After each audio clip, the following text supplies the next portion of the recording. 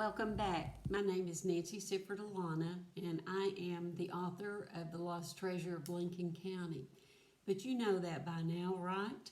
And we are ready to start our next chapter to find out what Jonas and Dale have actually discovered in that chest. In our last chapter, we read and saw most of the items that were in that chest, and it's time to find out some more information. Now, at the end of the chapter that we ended up on, Mr. Sifford was going to take the treasure chest home. So I suspect he was going to take all those items out and check them out and give the boys some more information. But can you imagine how excited Jonas and Dale must have been? You know, it all started when they found that small wooden box by the creek. And I'm sure that they were pretty excited to be able to follow that map and actually discover a buried treasure. So those boys must have found it very difficult to sleep that night, and just trying to imagine why each item was so valuable. So hopefully in chapter 12 we'll learn a little bit more about these treasures. Chapter 12 is called The Treasures Within. So let's get started. The next day began with Mr. Sifford and the boys unloading the trunk of the car. He cleared off a place on the back porch to lay out the items. He gathered together some things he thought would help them. A flashlight, a magnifying glass, a tablet of paper, and a pencil were placed on the small table next to where the items from the chest would be placed. "We were lucky yesterday, boys," Mr. Sifford said. "If that rain hadn't come up, we'd still be digging by that big rock and tree." "Why would Mr. Sifford bury a treasure in the stable?" Jonas asked. He'd been trying to figure it out on his own, but he could not imagine why someone would bury a treasure in a horse stable. "I don't know the answer to that," Mr. Sifford said. "That is one of the mysteries we will try to solve. There is one good thing about it, though. It was protected from the rain and snow and wind. If it hadn't been in a sheltered place, the chest would have been in much worse shape." Mrs. Sifford slid open the door leading to the porch. She turned around to pick up a small tray loaded with 4 glasses and a plate of muffins. "I thought we could all have a snack," she said as they set the tray down. "What have you got there, Virginia?" Mr. Sifford asked. "Cold milk and blueberry muffins," she said. The boys jumped to their feet and served themselves. They were beginning to feel very comfortable with Mr. and Mrs. Sifford. Once their snack was over, Mr. Sifford and the boys got to work.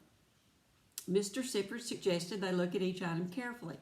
Mrs. Sifford's job was to write the description of each item and read it aloud to Mr. Sifford and the boys. The first item they selected was the pouch of gold coins, of course. There were 30 coins in the pouch. Each coin was gold and dated 1839. "Let me tell you about these coins," Mr. Sifford said as he reached in for the magnifying glass so that he could examine them better. "These coins were minted in the U.S. Mint in Charlotte, about 30 miles from here.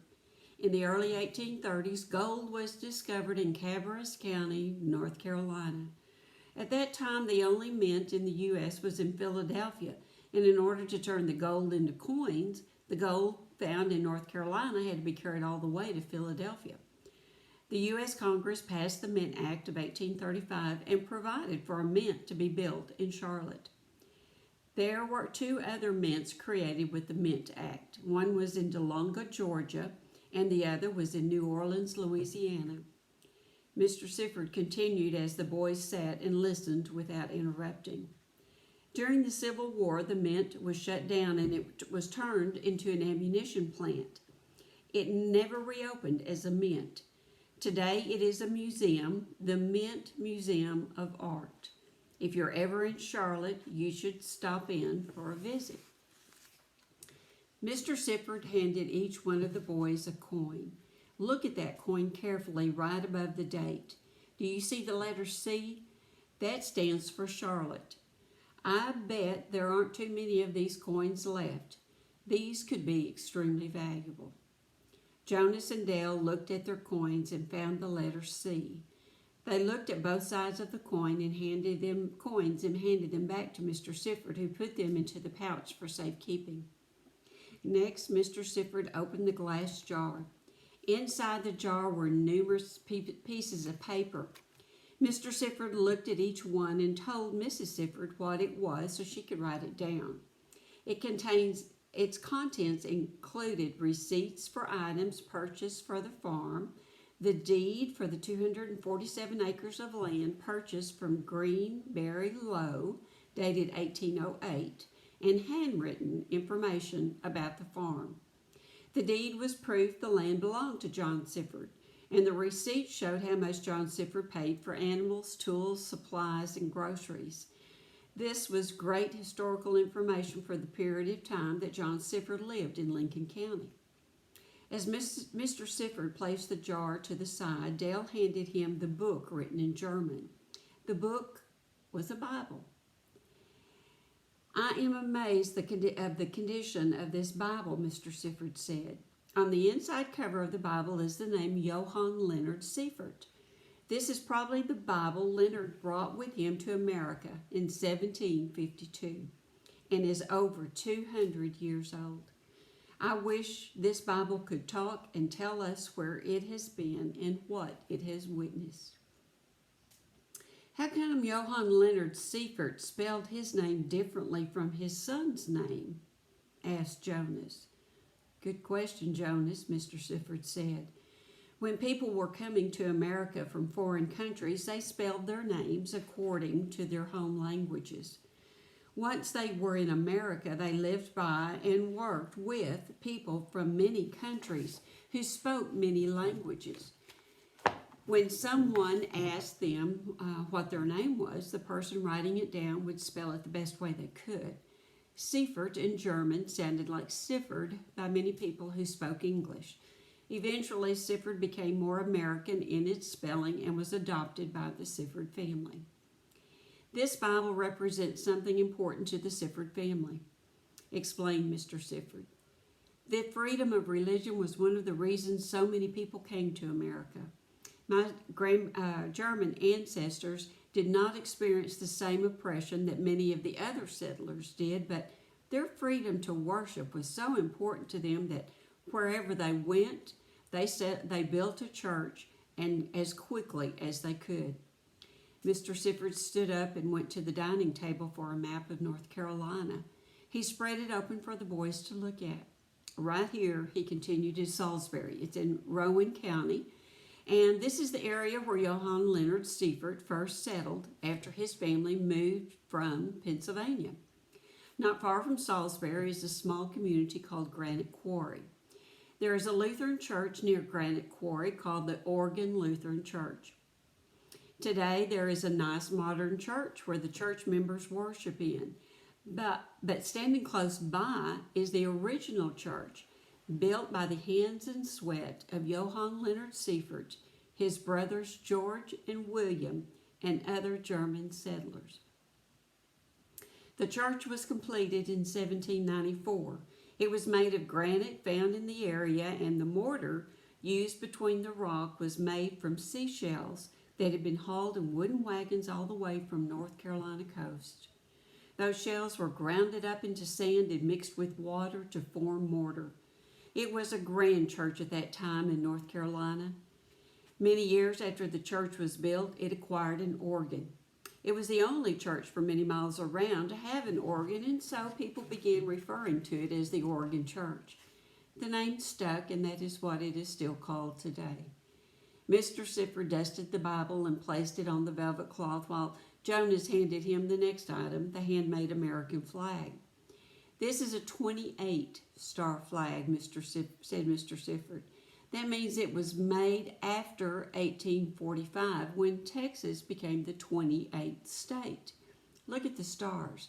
There are 4 rows of 7 stars. Every time a new state becomes a part of the United States, a new star is added. Today, in 1958, we have 48 stars on our flag." "What if we get more stars, more states?" Mr. Sifford asked Jonas. "What would we do then?" Well, we would alter the arrangement of the stars again, Mr. Sifford explained. Right now, there's some talk about adding Alaska and Hawaii. It is possible that our flag will be gaining 2 more stars. Mr. Sifford looked closely at the stitches on the flag. The flag was homemade. It may have been made by a group of ladies in a quilting club. Ladies in the community used to get together for quilting parties. It took a lot of time and hands to make a quilt, and so the ladies would get together and help each other. It is quite possible they made this flag to fly in their community, or John Sifford may have flown it sometime in his home. The people who settled in America were proud of their new nation, Mr. Sifford said as he carefully folded the flag.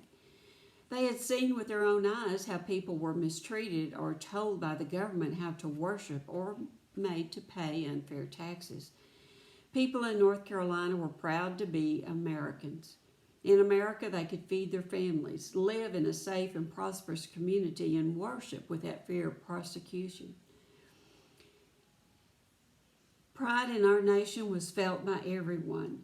The early Americans wanted to display the flag at home and in front of public buildings.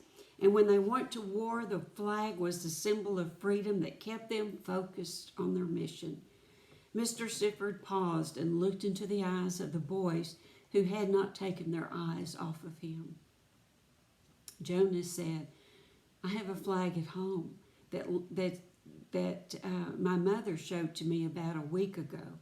She keeps it in a case that looks like a triangle.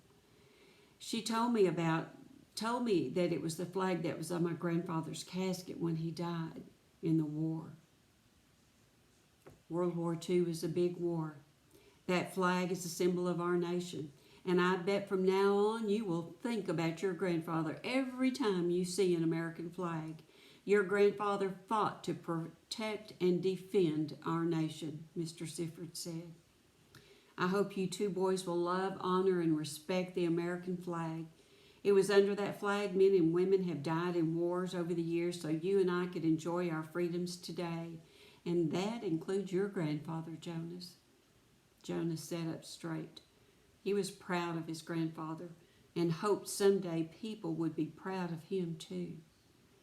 The last item in the box was the diary of John Sifford's grandfather, Joachim Sifford. Page by page, Mr. Sifford read the notations in the diary and summarized it. Mr. Sifford told the boys that in the spring of 1753, the Sifford family lived in the area of Finkenbach, Germany. For several years, life had been difficult for many German families in that area.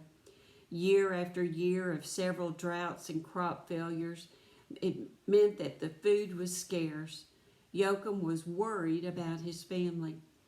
Joachim had already allowed one of his sons, Johann Leonard, to go to America with Hans and Anna Edelman.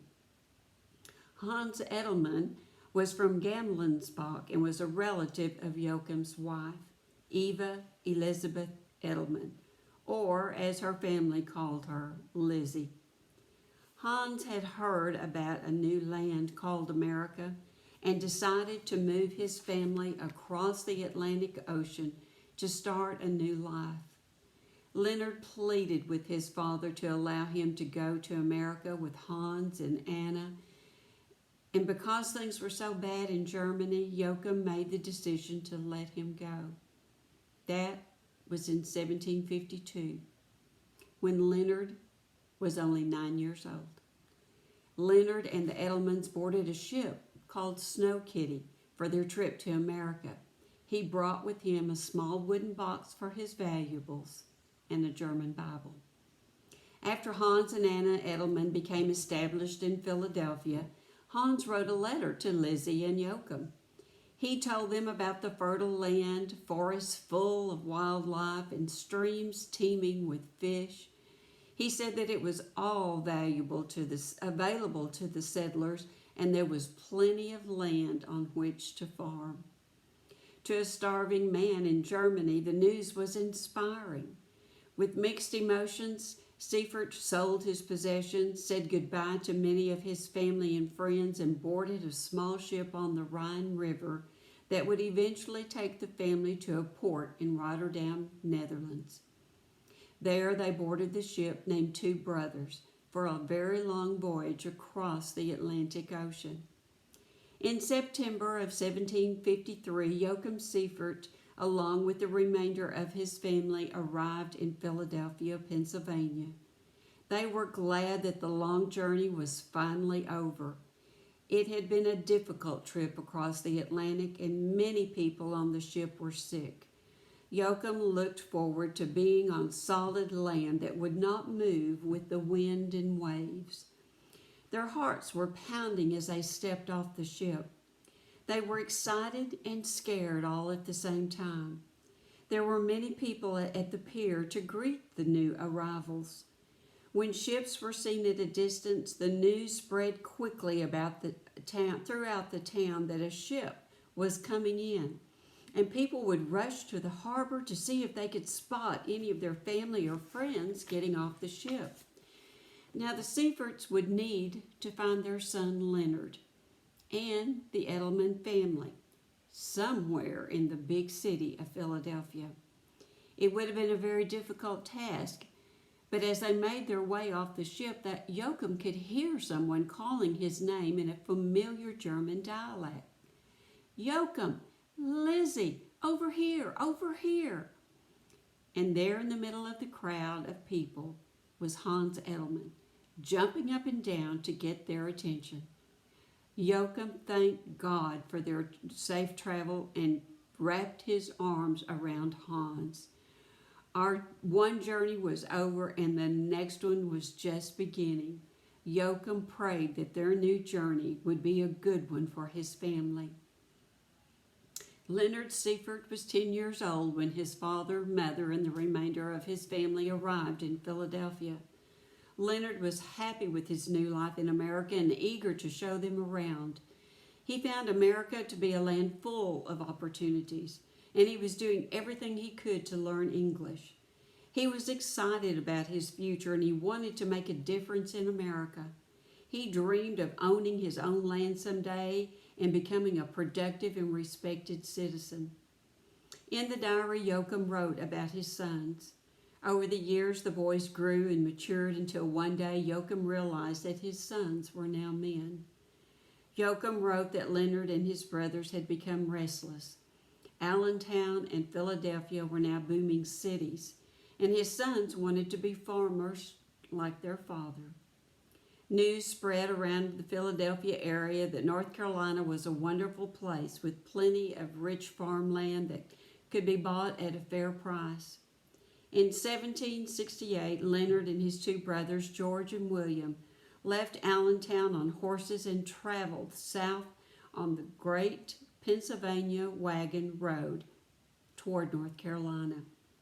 Joachim said in his diary that he had tears in his eyes as he thought about his sons leaving his homestead in Pennsylvania. Joachim was getting to be an old man. He knew he would probably never see his sons again. Mr. Seifert paused for a moment, looked at Jonas and Dale, and then said, "I wonder how Leonard came into possession of this diary. I suppose it is possible that before his sons left, Joachim gave the diary to Leonard. I am sure that he wanted his sons to remember him and their journey to America." I can almost see Leonard and his brothers give their father one final hug, mount their horses, and wave goodbye. Mr. Seifert smiled at the boys and said, "I think Joachim Seifert would be pleased to know that his grandson, John Seifert, had taken good care of his diary, and that almost 200 years later, the two of you found it in a buried chest." Mr. Seifert set the diary aside. He treasured the thoughts Joachim had written in the diary. It was not easy for a man to express his emotions, and yet Joachim had done it very well. He realized that moving across the ocean had been a bittersweet event. The only item left in the chest that they had not talked about was the velvet cloth. Mr. Sifford had no idea the significance of it other than it was a beautiful cloth and had protected John Sifford's valuables. "And now, boys," Mr. Sifford said, "we have discovered the hidden treasure of John Sifford. I still don't know why he hid the treasure chest. Some mysteries can never be solved, and this may be one of them." The boys decided to head home for the day. They had some great stories to tell their parents. Mr. Sifford wanted the boys to wait about telling anyone other than their parents about the treasure. He had some work to do first. "Dale, this has been so much fun," Jonas said as they walked toward home. "What are we going to do now? I can't imagine not going to see Mr. Sifford every morning." "We've got to keep seeing him, Jonas," Dale said. "He has our treasure." "You're right," said Jonas. "We should go see him every day. And Mrs. Sifford, too." The boys had certainly grown fond of their new friends. Wow, that was a lot of information in that chest. I'm sure they didn't realize the significance of that diary and how it would actually tell the story of how John Sifford's father and grandfather came to America. Well, our next chapter is about the 4th of July parade. You remember that Jonas had had a dream at the beginning of the book that he was in a parade. And he thought it might be kind of fun to be in a parade. So the 4th of July is coming up. Let's see what happens. The month of June was over, and Jonas and Dale wondered what they would be doing the remainder of the summer. The boys walked in front of the library and saw the newspaper stand for the Lincoln Times News. The headline said, "Local children prepare for July 4th parade." "Children's parade? Where?" asked Jonas. The boys stopped to read the information through the newspaper stand window. It said 4th of July parade would go down East Main Street. All Lincoln County children were invited to be in the parade. "Let's be in this parade, Dale," said Jonas. While he was excited about the possibility of being in the parade, Dale was not so sure about it.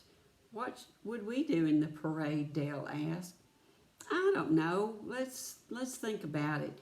Jonas just knew there was something they could do in the parade. The boys talked about several ideas and finally decided they would decorate their bicycles with red, white, and blue streamers and small American flags. But first they would have to get the permission from their parents. Once the boys decided what they wanted to do, they took off running. "I'll meet you in front of your house at 9 in the morning so we can go to Rose's Variety Store to get our stuff for the parade. I've got money in my piggy bank," said Jonas. "Me too," said Dale. "See you at 9. The boys met at 9 as planned and rode their bicycles to Rose's. They purchased red, white, and blue streamers and small flags to put in the ends of their handlebars. They spent the remainder of the day decorating their bicycles and test driving them down the street. They even clipped playing cards in their tire spokes with clothespins so that they made a noise like a motor. They were proud of their work and could hardly wait for the next day so they could show off their bicycles in the parade. The 4th of July parade was scheduled to begin promptly at 9 a.m. Children in the parade were told to meet at the corner of Edward Street and East Main at 9:30 a.m. The morning of the parade, Jonas and Dale rode their bicycles down the street with streamers and flags flying in the wind. Their parents said they would be waiting near the courthouse after the parade. "This is going to be fun," Jonas said to Dale as they rode down the street. There was a lot of excitement in the air. American flags were flying in front of businesses along East Main Street. Many homes had flags on their front porches. People who walked down the streets going to the parade were dressed in red, white, and blue and carrying small flags. Everyone seemed happy that day. Jonas and Dale had learned a lot about America in the past few days. The treasure chest had opened up a whole new world for them. Not only had the chest contained items of historical value, it had also provided Jonas and Dale with a respect for the past and an appreciation for the early immigrants. Those were treasures they could not hold in their hands, but they would carry with them in their hearts for the rest of their lives. Although the boys were only 10 years old, they knew more about the local history of Lincolnton than most residents. The diary of Joachim Seifert helped them to visualize the lives of the early German settlers. Leonard was their age when he came to America. He must have been excited to sail on a big ship. They felt like they knew Joachim, Leonard, and John, and they wished that they had had an opportunity to meet them. The parade began at 10 a.m. as scheduled. People of all ages were standing on the curbs and sidewalks, waving flags and smiling.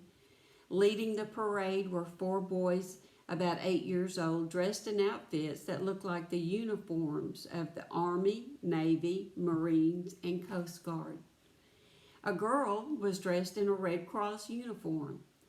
They each carried an American flag or something to complete their costume that represented the branch of the military in which they were dressed. One boy marched with a wooden rifle on his shoulder, and the boy wearing the Navy flag carried an American flag, in the Navy uniform and carrying the flag. Next in the parade was the marching band from Lincolnton High School, along with the majorettes, the girls who twirl batons. They all stepped in time with the music. Between songs, the drums would continue the beat until the rest of the band started another song. Everyone on the streets clapped their hands along with the music. Right behind the LHS band was the football team wearing their new jerseys. The Lincolnton High School cheerleaders bounced along beside them, shaking their black and gold pom-poms and yelling, "Go Wolves!" Then it was time for the decorated bicycles. Jonas and Dale were at the front of the group. There were at least 50 bicycles in the parade, and each one was decorated with streamers and flags. Jonas and Dale looked at the people on the streets to see if there was anyone they knew they could wave at. From time to time, they saw someone they knew from school or church, and they waved and smiled at them. When they got close to Poplar Street, they saw Mr. and Mrs. Seifert. They each waved with the small American flag, and Jonas and Dale waved back. They were all proud Americans on that Independence Day. The parade turned at the Lincoln County Courthouse and ended soon after that. The boys' parents found them and told them how proud they were of them for being in the parade. The boys parked their bicycles in a bike rack close to the courthouse and walked down East Main Street to find a place under a large tree to cool off and watch the remainder of the parade.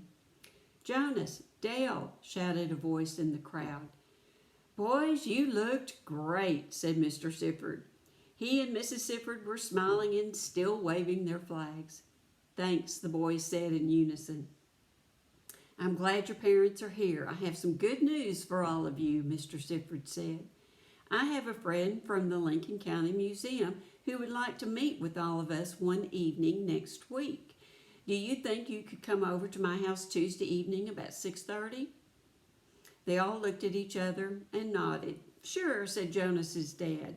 "We should be able to be there." "Great," Mr. Seifert said with a smile. "Virginia will make us some dessert and coffee, and we always have plenty of cold milk for you boys. We look forward to seeing you Tuesday at 6:30. The remainder of the day was spent with family and friends in the neighborhood. The children played in the water sprinklers to cool off and have fun. Homemade ice cream was made in the ice cream makers that required crushed ice, rock salt, and a good strong arm for cranking until the milk mixture turned into ice cream.